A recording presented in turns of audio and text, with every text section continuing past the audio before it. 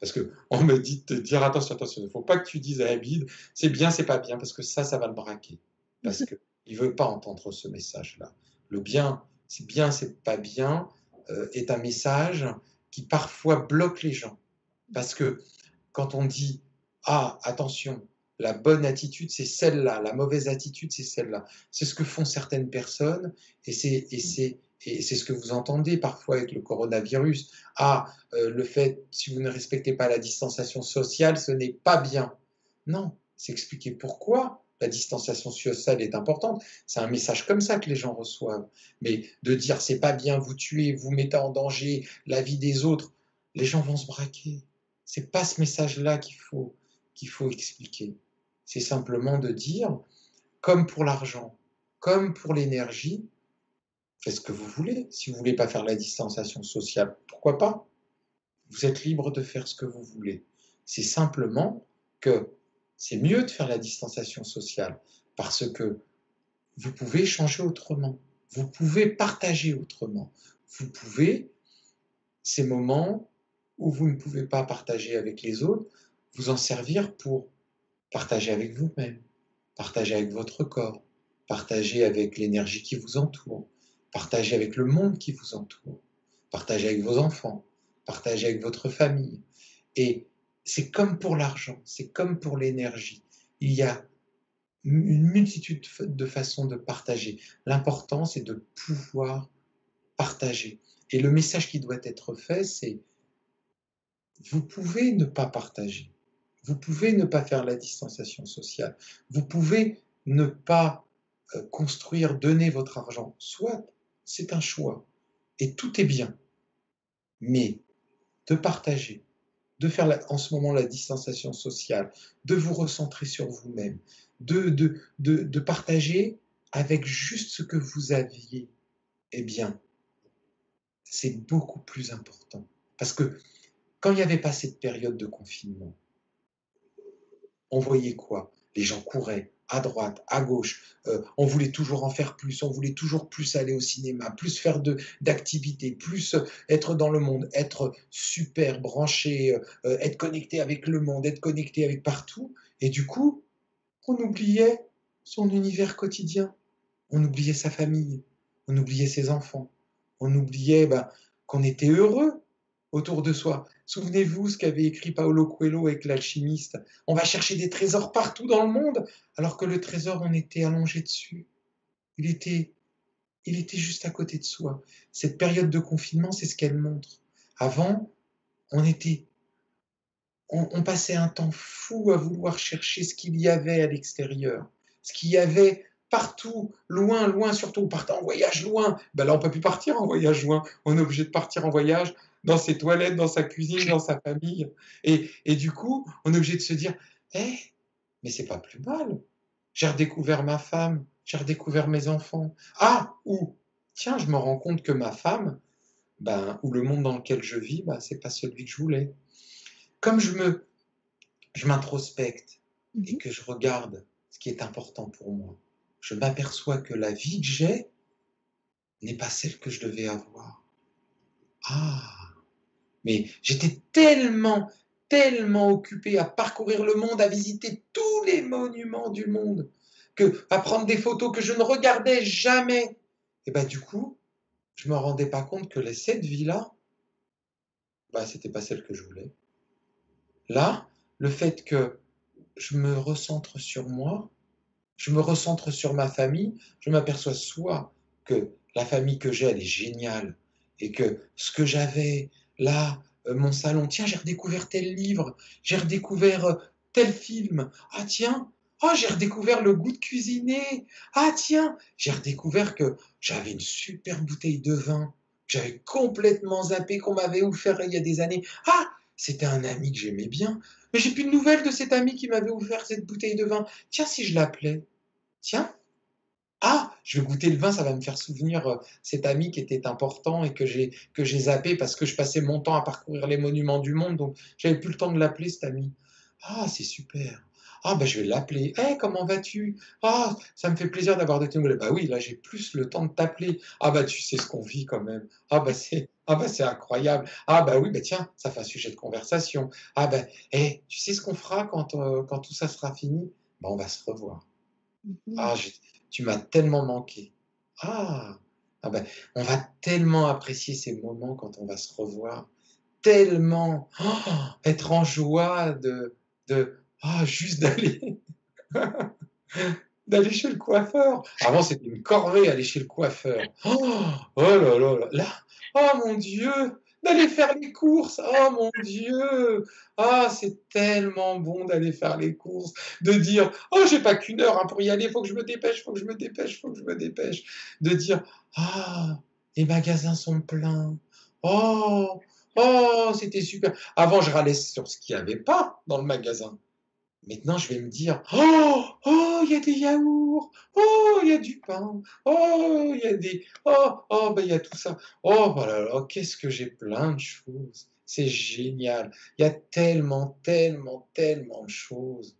Ah, je m'en rendais pas compte. Avant, je regardais que ce qu'il y avait pas.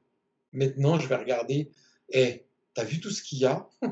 Et pourquoi me plaindre? Franchement, il y a tellement, tellement de choses et c'est pas si difficile. C'est vrai que on peut se dire: «C'est compliqué de rester chez soi».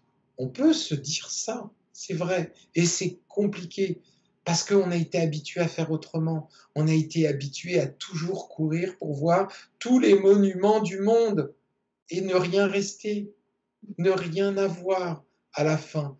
Il ne reste rien. Je suis sûr que si on vous demande où vous étiez il y a 4 ans en vacances, vous êtes obligé de dire: je sais pas, j'en sais rien». Et vous allez être obligé de réfléchir. Par contre, quand je vous demanderai où vous étiez en 2020, au mois de mai, ah, c'était la fin du confinement. C'était un moment génial.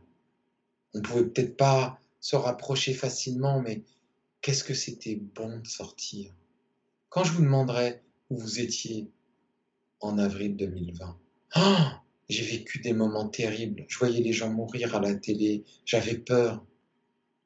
Vous vous souviendrez de ce moment et vous dire: «Ben, j'ai peur pour mes proches» et de dire: «Ben, mes proches, c'est important parce que j'ai peur pour eux» et ce sentiment de peur, ben, je vais les aimer 2 fois plus parce que j'ai tellement peur de les perdre. J'ai tellement peur qu'il leur arrive quelque chose que je vais les aimer 10 fois plus, 100 fois plus. Et puis, pour ceux qui ont peur d'être tout seuls, qui sont enfermés, qui se disent, je ben, pourquoi je suis tout seul? Pourquoi je suis tout seul? Pourquoi je me retrouve tout seul? Comment j'en suis arrivé là? C'est ce questionnement qui est important. Comment j'en suis arrivé là? Comment j'en suis arrivé dans ce tout petit appartement? Comment j'en suis arrivé aujourd'hui à me dire que j'allais vivre encore 30 ans comme ça? Mais si j'avais pas eu ce moment pour y réfléchir, bah, peut-être que j'aurais encore vécu 30 ans pour ça et comme ça. Et là, j'ai une chance inouïe de me dire: «Eh, je peux changer ma vie, je peux revenir au centre, je peux être le moteur de ma vie». J'ai Là, je suis arrivé à une croisée des chemins où je vis encore 30 ans comme ça, seul dans mon petit appartement, bloqué, sans balcon, sans rien, ou quand je sortirai du confinement, je vais changer ma vie. C'est fini d'être seul. C'est fini d'être dans mon petit appartement. Je vais aller vivre avec les autres.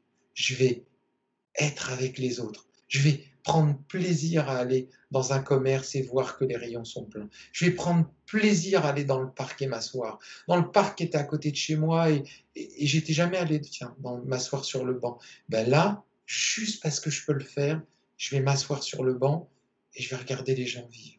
Parce que là, je me disais que peut-être j'allais plus jamais voir les gens vivre. Plus jamais.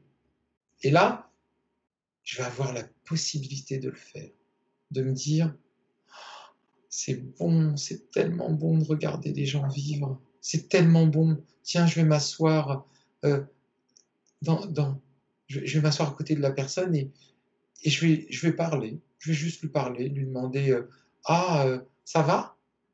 Avant, je l'aurais peut-être jamais fait. Lui dire, vous allez bien? Parce que j'aurais eu peur qu'elle me dise ah, qu'est-ce que vous me voulez? Pourquoi vous me parlez? Vous en voulez à mon argent? Vous voulez me voler mon sac, mon argent?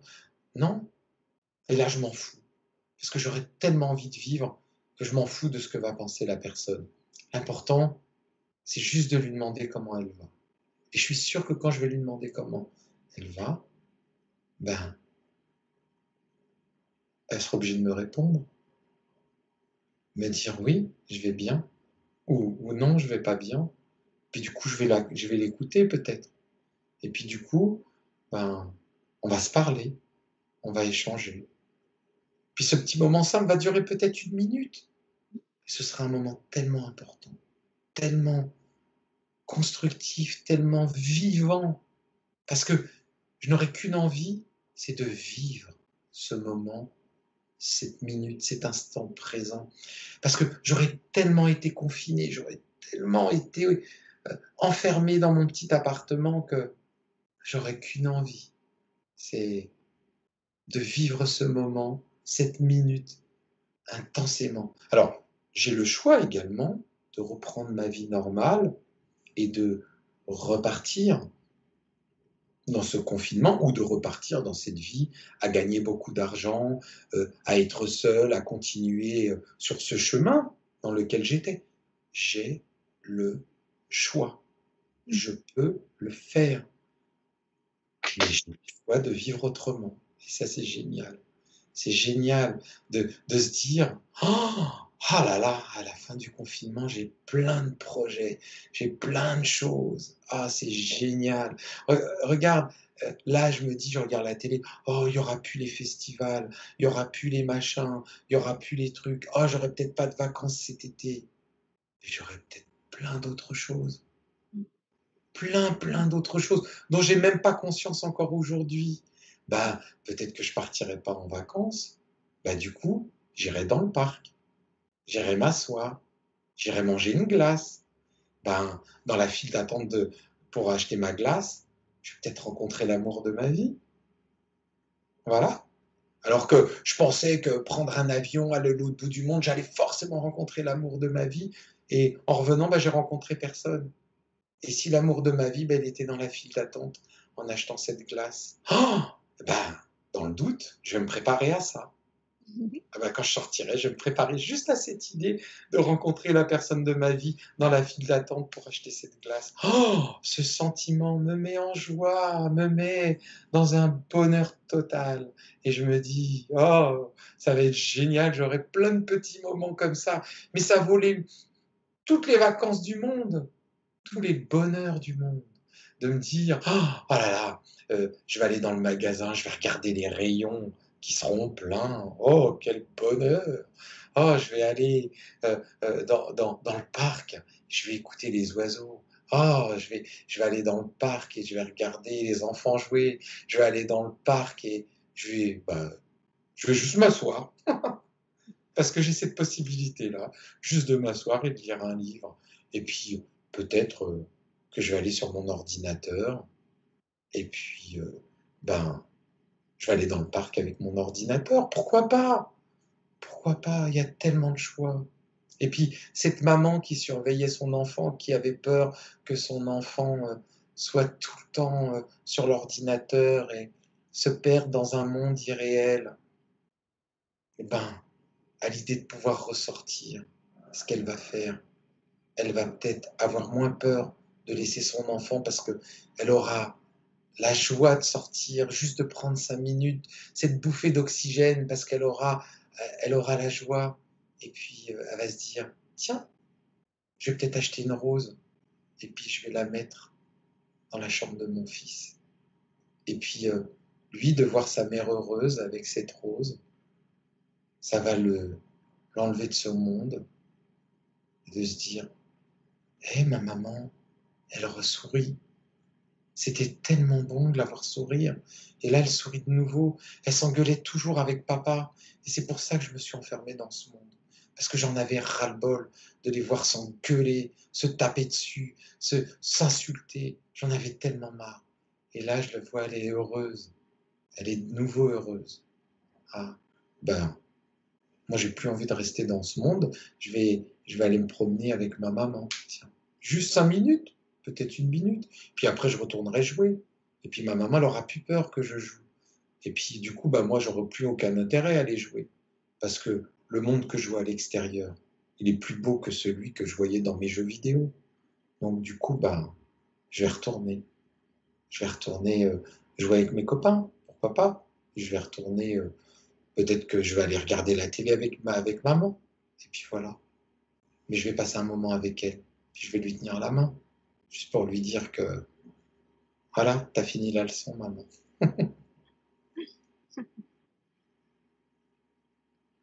Ah, c'est sympa. Bah, c'est vrai que ça servait à rien de retourner dans l'au-delà si les messages, on peut les avoir autrement. Et puis, peut-être qu'un jour, ben, je ferai une séance et je retournerai dans l'au-delà, mais là, c'était pas important. Ouais, chaque chose en Exactement, chaque chose en son temps. Et là, il est content. Il s'appelle Philippe. Il me dit qu'il s'appelait Philippe à cette époque et que, ben, voilà, il était content de savoir qu'il pouvait délivrer son message et comprendre que le trésor, il est souvent à côté de soi ouais. et que parcourir le monde, c'est bien, c'est super. Mais c'est pas tout. Des fois, il faut s'apercevoir du bonheur qu'on a juste à côté de la femme, de l'homme à côté de qui on est assis et qu'il aurait voulu que quand je vivais avec lui, juste que je me rende compte du bonheur que j'avais, du trésor que j'avais euh, quand j'étais avec lui et que j'étais une femme à l'époque et, et que j'aurais pu être heureux avec lui, que j'avais pas été au rendez-vous, mais que c'est pas grave parce que parce qu'il sait que je suis heureux et que voilà.